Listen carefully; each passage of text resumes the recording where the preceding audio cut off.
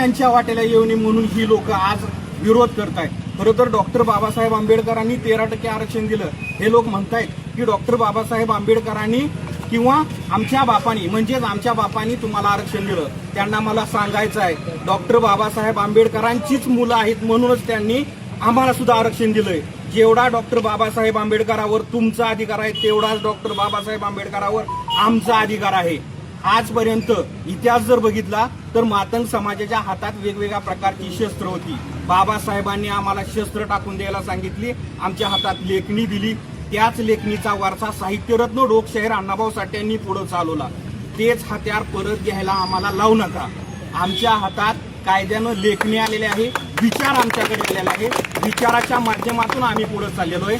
आमच्या ताटात जे आरक्षण आहे ते आम्हाला मिळालं. ते म्हणतायत 344 कलमनुसार आरक्षणाचं वर्गीकरण करता येत नाही, पण मला त्यांना सांगायचं आहे 344 नुसार त्यांना मला सांगायचं आहे आरक्षणाचं वर्गीकरण हे होत नाही. एखादा समाज त्याच्यामध्ये घालता किंवा एखादा समाज त्याच्यामधून काढून टाकण्यासाठी ते कलम आहे, पण आहे याच आरक्षणाचं मूळ वर्गीकरण चालू आहे. त्याच्यामुळं लोकांची दिशाभूल करण्याचं कार्य हे करतायत, पिचाळले. कारण त्यांना माहित आहे आजपर्यंत एससी मधील इतर जातींचं आरक्षण आपण खाल्लंय, इथून पुढे हे आपल्याला खाता येणार म्हणून पिचळलेत.